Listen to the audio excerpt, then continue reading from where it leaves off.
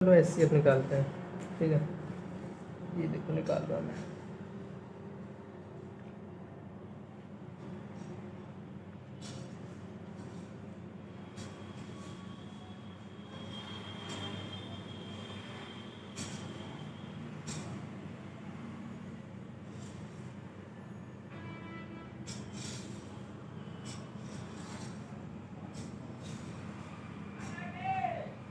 ये 7 जो है ये तुम्हारा एचसीएफ आ गया। Simple simple answer. अरे पगला आ गए हो क्या सर जी? ऐसे कौन करता है? मतलब बताओ तो, ये कर क्यों रहे हो ऐसे? कोई फील तो आनी चाहिए, ऐसे रटना थोड़ी ना है, मैथ को समझना है। ठीक है चलो तो play, let's play with this Euclid's lemma. मतलब ये जो बोला है यूक्लिड ने, इसके साथ कुछ खेल के देखते हैं कैसा लगता है हमको। एक काम करते हैं। ठीक है, A equal B Q plus R है। ठीक है, मान लेते हैं ये आर जो है वो बी को डिवाइड कर रहा है। ठीक है, मान लेते हैं जो आर है वो बी को डिवाइड कर रहा है, तो उस केस में हम बी को कुछ आर इंटू सी लिख सकते हैं, मतलब b equal to c r लिख सकते हैं कि नहीं? एक बार मान लो आर बी को डिवाइड कर रहा है। ठीक है, तो अब ये बी को यहाँ पे रख के देखते हैं आर सी को। ठीक है, R C Q plus R. ठीक है, ए इक्वल आर को यहाँ से कॉमन ले लो, सी क्यू प्लस 1। ये देखो। ठीक है, क्या हुआ कि मैंने जैसे माना कि आर बी को डिवाइड करता है, तो यहाँ से क्या निकल के आ रहा है, देख रहे हो? यहाँ निकल के आ रहा है कि आर ए को भी डिवाइड करता है भाई। मतलब कि अगर आर बी को डिवाइड कर रहा है तो आर ए को भी डिवाइड कर रहा है। मतलब ये एचसीएफ हो सकता है कि नहीं? ए और बी का आर जो है, रिमाइंडर जो है, वो एचसीएफ हो सकता है कि नहीं? अगर ऐसा हो कि यार बी को डिवाइड कर दे। ठीक है, तो देखो कैसे। ठीक है, यहाँ तो फिल है ना, अब देखो कैसे। 15 और 50 का पहले हम हिट एंड ट्रायल से पता करते हैं कि इसका एचसीएफ क्या होगा।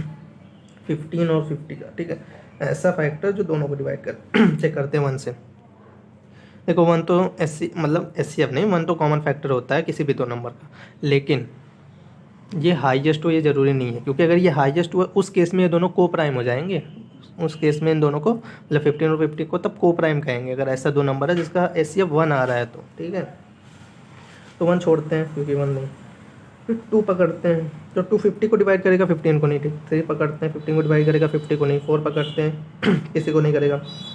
5 पकड़ते हैं, ठीक है 5 इसको भी करता है, इसको भी करता है। 6 पकड़ते हैं, दोनों को नहीं करता। 7 पकड़ते हैं, दोनों को नहीं करता। 8 को पकड़ते हैं, दोनों को नहीं करता। 9 को पकड़ते हैं, दोनों को नहीं करता। 10 को पकड़ते हैं, इसको करता है लेकिन इसको नहीं करता। 11 को ना, 12 ना, 13 ना, 14 ना, 15 इसको करता है पर इसको नहीं करता। 16 पे मूव करें क्या? क्यों मूव करेंगे भैया? फिर 16 तो कभी 15 को डिवाइड कर नहीं सकता। मतलब किसी नंबर्स को एक्सीड कर दोगे, 15 से बड़ा ले लोगे, 15 को भी डिवाइड ही नहीं करेगा। मतलब 15 तक ही चेक करना है, छोटे नंबर तक। ठीक है, तो 5 निकल के आ रहा है।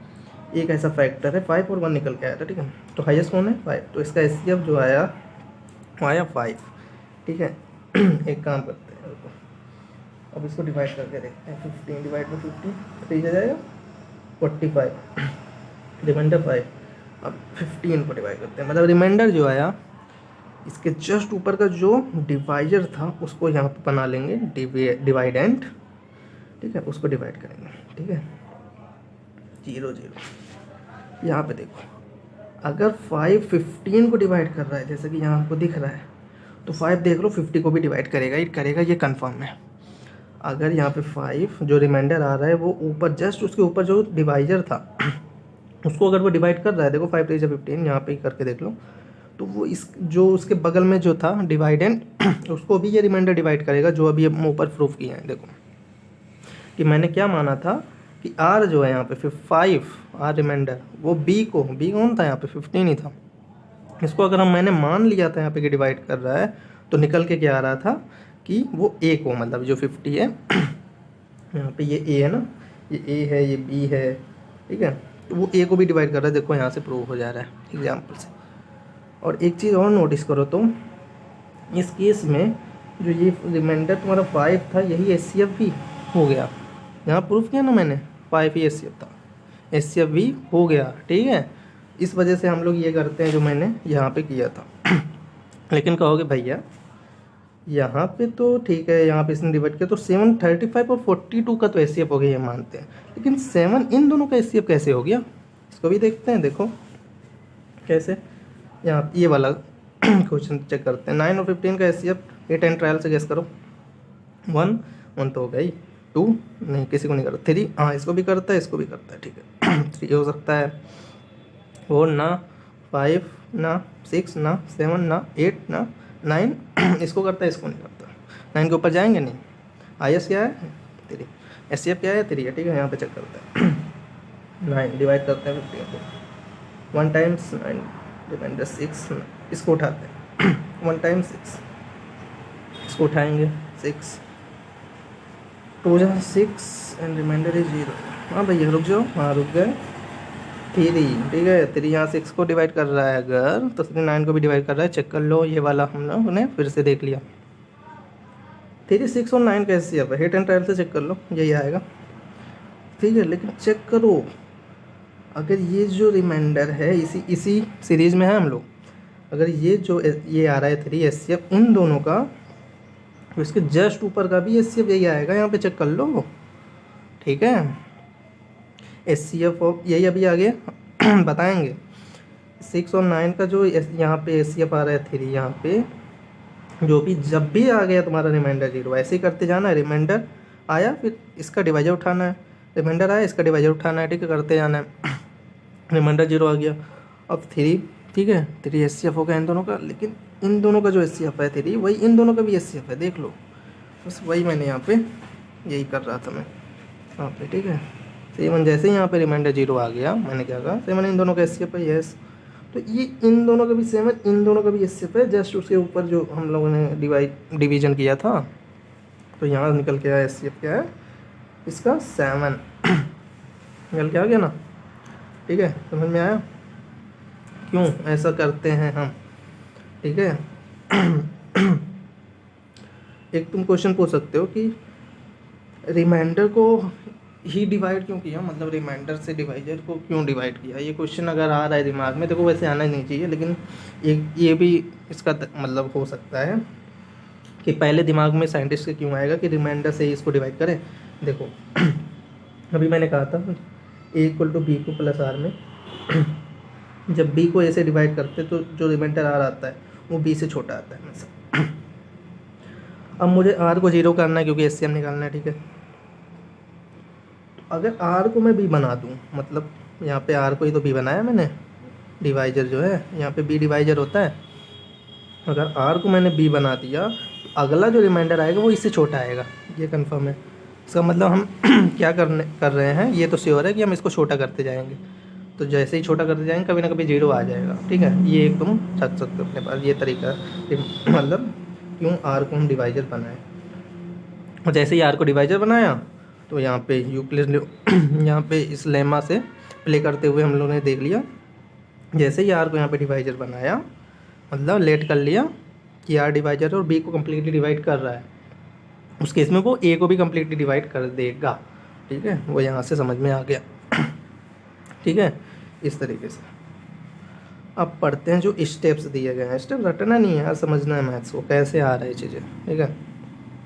अब देखो क्या बोला है कि for S C F of 2 positive integer से सी एंड डी, मतलब सी और डी कोई 2 पॉजिटिव इंटीजर हैं जहाँ पे सी बड़ा है डी से, तो वहाँ पे यूक्लिड्स डिवीजन एल्गोरिथम होता है। मतलब एल्गोरिथम मतलब देखो स्टेप्स आएंगे कुछ, जिससे तुम एस सी एफ को फाइंड कर सकते हो। क्या करना है पहले देखो, मैं यही बताऊँगा जो मैंने यहाँ पर किया है, सी भी यही स्टेप लिखा हुआ है।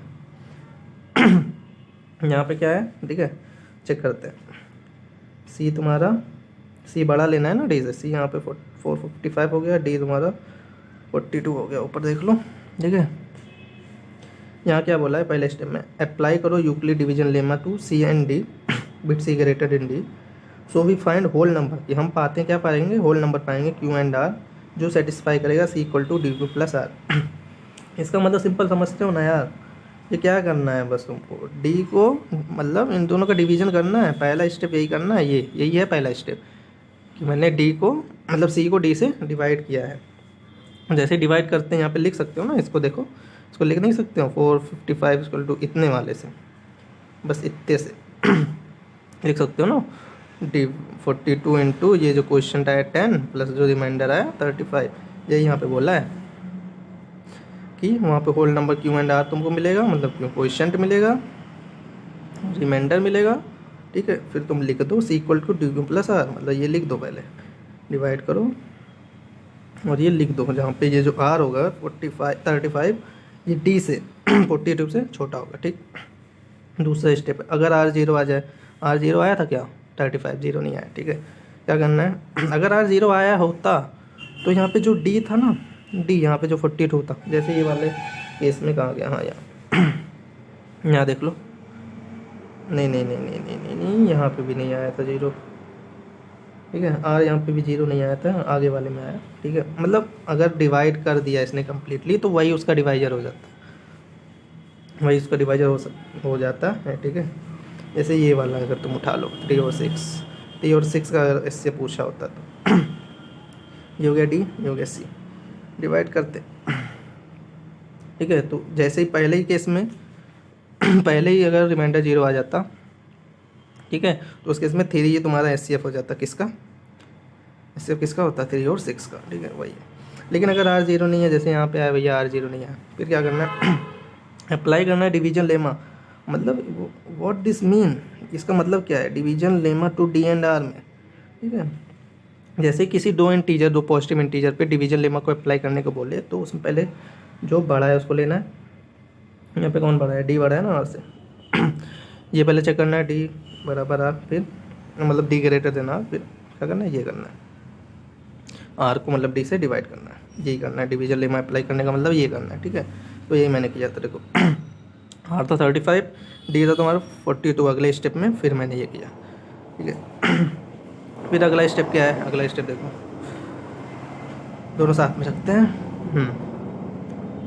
फिर बोल रहा है continue the process till the remainder zero, मतलब यही प्रोसेस, क्या करना है, रिमाइंडर उठाना, ऊपर वाला डिवाइजर उठाना है, ऐसे करता जाना है। कंटिन्यू करो प्रोसेस को जब तक रिमाइंडर जीरो ना आ जाए, जब तक रिमाइंडर जीरो ना आ जाए, ठीक है। यहाँ पे रिमाइंडर जीरो नहीं आया था, एक बार किया मैंने, फिर मैंने वही काम किया, रिमाइंडर जीरो आ गया तो जो डिवाइजर होगा इस स्टेज में, मतलब जब रिमाइंडर आया, ये जो स्टेज है तुम्हारा पर्टिकुलरली, ये जो स्टेज है, ठीक है, इस केस में जो डिवाइजर होगा, the divisor at this will be the required HCF, यही तुम्हारा एचसीएफ होगा, ठीक है। तो ऐसे करते जाना, जैसे रिमाइंडर तुम्हारा जीरो आ जाता है, जो यहाँ पे डिवाइजर है वही तुम्हारा एचसीएफ हो जाएगा। क्यों ये वर्क करता है, इसका आंसर है HCF of c and d equal to HCF of d and r. ये क्या बला है, ये बला है यहाँ पे, जो मैंने तुम लोग को पहले ही बताया था। एक मिनट, ऐसे करता है, ठीक है, ठीक है, ये देखो, ये था तुम्हारा सी, ये था तुम्हारा डी, ठीक है। डिवीजन लेमा अप्लाई किया, रिमाइंडर जीरो नहीं आया,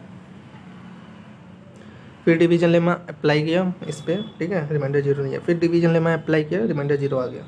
तो यही कह रहा है कि सी और डी पे जब का जो एचसीएफ, देखो यहाँ पे चेक करो 3 जो एचसीएफ है वो किसका है, 6 और 9 का है, 3 और 6 का भी है, 6 और 9 का है, और यही एचसीएफ इसका भी है, 9 और 15 का भी है। वही बोल रहा है कि जैसे तुम ऐसे करते हो कि आर को तुमने ये बना लिया, आर को डिवाइजर बना लिया, डी को यहाँ पे डिवाइडेड बना लिया, फिर ऐसे करते जा रहे हो, तो इन दोनों का जो एचसीएफ आएगा वो इन लोग का भी एचसीएफ होता है, इसलिए हम ऐसे इसको करते चले जाते हैं। क्योंकि पर्टिकुलरली जब भी रिमाइंडर जीरो मिलेगा तो रिमाइंडर जीरो मिलने का मतलब है जस्ट उसके ऊपर वाला जो 3 है वो इसका एचसीएफ था। लेकिन अभी मैंने यहाँ पे देखो, इस एग्जांपल से देख लो कि यही एचसीएफ इसका भी होता है, मतलब तुम ऐसे करते जो जा रहे हो, लेकिन जो एचसीएफ मिल गया भैया उसको तुम इधर भी अप्लाई कर सकते हो। ये एचसीएफ इसका भी है, ये एचसीएफ वही एचसीएफ इसका भी है, ठीक है। इस वजह से ये वर्क करता है, इस वजह से ऐसे लॉन्ग डिवीजन मेथड इसको बोलते हैं, इसको करते जाते हैं बिकॉज ऑफ दिस, क्योंकि इसका जो एचसीएफ होता है वही इसका भी एचसीएफ होता है, वही इसका भी एचसीएफ होता है, ठीक है।